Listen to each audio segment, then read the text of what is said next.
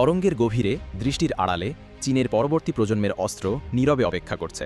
JL-3 একটি submarine থেকে উৎক্ষেপণযোগ্য ballistic ক্ষেপণাস্ত্র, নৌকৌশলকে পাল্টে দিতে এবং চীনের পারমাণবিক প্রতিরোধ শক্তিকে জোরদার করার প্রতিশ্রুতি দিচ্ছে। এটি শুধুই আরেকটি ক্ষেপণাস্ত্র নয়, এটি একটি কৌশলগত গেম চেঞ্জার। সমুদ্রের নিরাপত্তা থেকে হাজার হাজার কিলোমিটার দূরে আঘাত হানতে সক্ষম এই অস্ত্র নৌশক্তি এবং পারমাণবিক প্রতিরোধকে নতুনভাবে সংজ্ঞায়িত করতে পারে।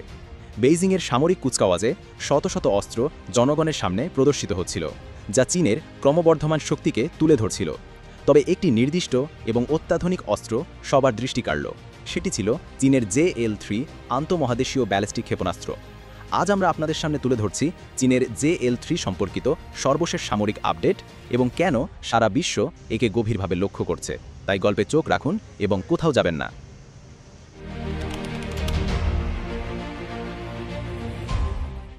এশিয়ায় দ্বিতীয় বিশ্বযুদ্ধের সমাপ্তির 85তম বার্ষিকী উপলক্ষে 3 সেপ্টেম্বরের সামরিক কুচকাওয়াজে চীনের পিপলস লিবারেশন আর্মি প্রথমবারের মতো নতুন JL-3 সাবমেরিন থেকে উৎক্ষেপণযোগ্য আন্তঃমহাদেশীয় পরিসরের ব্যালিস্টিক ক্ষেপণাস্ত্র উন্মোচন করে, যা দেশের সামুদ্রিক কৌশলগত প্রতিরোধ শক্তির মূল অংশকে উপস্থাপন করে।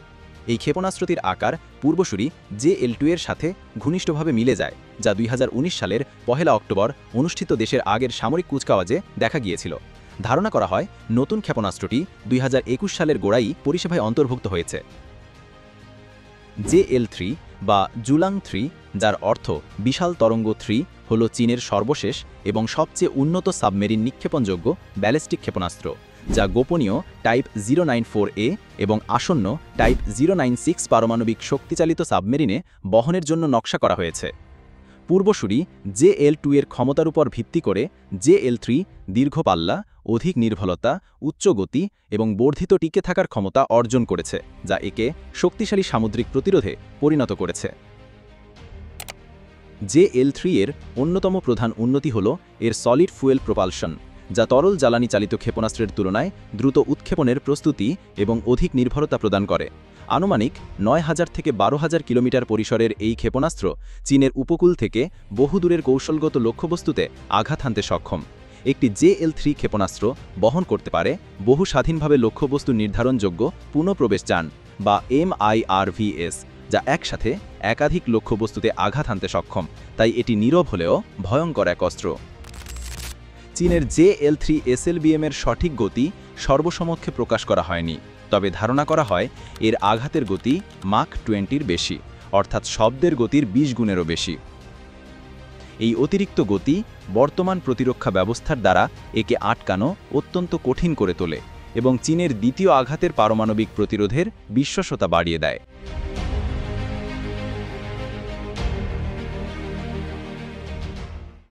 কেন JL-3 এত গুরুত্বপূর্ণ? কারণ এটি সমুদ্রকে কৌশলগত যুদ্ধক্ষেত্রে পরিণত করে।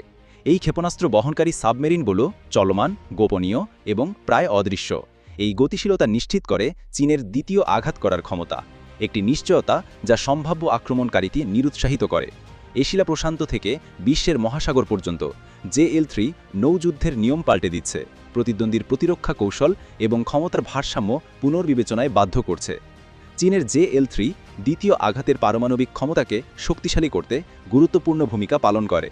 এই ক্ষেপণাস্ত্রকে সাবমেরিনে মোতায়েন করার মাধ্যমে চীন নিশ্চিত করে যে সংঘাতের সময় ভূমিভিত্তিক পারমাণবিক বাহিনী ধ্বংস হলেও তারা প্রতিশোধ নিতে পারবে।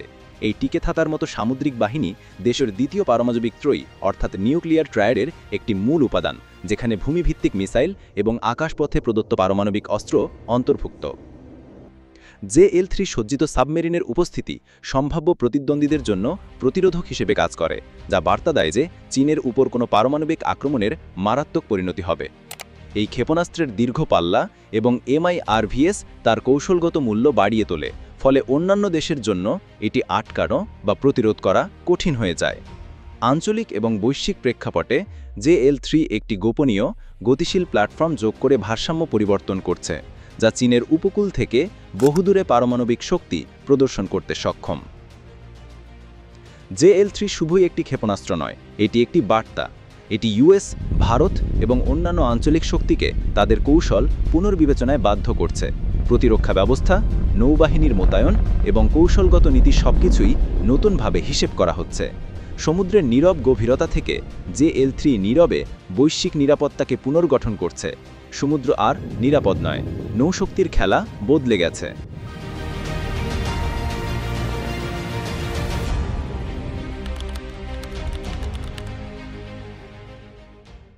JL3 ক্ষেপণাস্ত্র চীনের পরবর্তী প্রজন্মের পারমাণবিক সাবমেরিনে মোতায়েন করা হবে বলে আশা করা হচ্ছে, সম্ভবত টাইপ 094A বা আসন্ন টাইপ 096। এই সাবমেরিনগুলো চীনের উপকূলবর্তী জলসীমা এবং দূরবর্তী মহাসাগরে টহল দিবে, একটি গোপনীয় এবং টিকে থাকার মতো উৎক্ষেপণ প্ল্যাটফর্ম সরবরাহ করবে। পিপলস লিবারেশন আর্মির টাইপ 094A শ্রেণীর ব্যালিস্টিক ক্ষেপণাস্ত্রে সংযুক্ত হলে JL3 তাদের যুদ্ধ ক্ষমতাকে সম্যকভাবে বাড়িয়ে দিবে এবং উত্তর পূর্ব এশিয়ার যে কোনো স্থান থেকে ইউরোপ এবং মার্কিন মূল ভূখণ্ডে লক্ষ্যবস্তুতে আঘাত হানার সুযোগ দিবে, যেহেতু এটি পুরনো JL2 এর তুলনায় অনেক দীর্ঘ পাল্লা বহন করে। টাইপ 094A হল চীনের সবচেয়ে উন্নত পারমাণবিক শক্তিচালিত ব্যালিস্টিক ক্ষেপণাস্ত্র সাবমেরিন, যা পারমাণবিক প্রতিরোধ ক্ষমতায় একটি বড় আপগ্রেড। এতে রয়েছে উন্নত গোপনীয়তা, পানির নিচে 11,000 টনের স্থানচ্যুতি এবং শক্তিশালী JL3 আন্তঃমহাদেশীয় ব্যালিস্টিক ক্ষেপণাস্ত্র, যার পাল্লা 10,000 কিলোমিটারেরও বেশি। JL3 ক্ষেপণাস্ত্র টাইপ 094A-কে এমনকি দক্ষিণ চীন সাগর থেকেও পরিচালনা করেও মার্কিন যুক্তরাষ্ট্রের প্রায় সমস্ত মূল ভূখণ্ডকে লক্ষ্যবস্তু করার ক্ষমতা প্রদান করে। টাইপ 094A তার পূর্বসূরিদের তুলনায় যথেষ্ট নীরব। উন্নত শব্দহ্রাস টেকনোলজি ব্যবহার করে এর গোপনীয়তা বাড়ানো হয়েছে, ফলে এটি অদৃশ্যভাবে কার্যক্রম চালাতে পারে। সাবমেরিনের উন্নত ক্ষমতা এবং কৌশলগত প্রসার চীনের সামুদ্রিক পারমাণবিক দ্বিতীয় আঘাত করার ক্ষমতাকে শক্তিশালী করে, যা পারমাণবিক আক্রমণের বিরুদ্ধে প্রতিরোধক হিসেবে কাজ করে। আন্তর্জাতিক প্রতিক্রিয়া JL3-কে ঘিরে সতর্ক কিন্তু মনোযোগী। যুক্তরাষ্ট্র, ভারত এবং আঞ্চলিক প্রতিবেশী রাষ্ট্রগুলো এর উন্নয়ন নিখুঁতভাবে লক্ষ্য করছে। পারমাণবিক ভারসাম্যের পরিবর্তন এবং এশিয়া প্রশান্ত নিরাপত্তায় সম্ভাব্য উত্তেজনা বৃদ্ধির আশঙ্কায়। আঞ্চলিক প্রভাবের পরেও JL3 এর মোতায়েন চীনের কৌশলগত বাহিনীর আধুনিকায়নের ধারাবাহিকতা এবং একটি বিশ্বস্ত পারমাণবিক প্রতিরোধ মোতায়েন করার প্রতিশ্রুতি নির্দেশ করে। এটি আরও প্রমাণ করে যে আধুনিক প্রতিরক্ষা কৌশলে সমুদ্র নিক্ষেপণযোগ্য মিসাইল বৈশ্বিক মনোযোগের মূল উপাদান হয়ে উঠছে।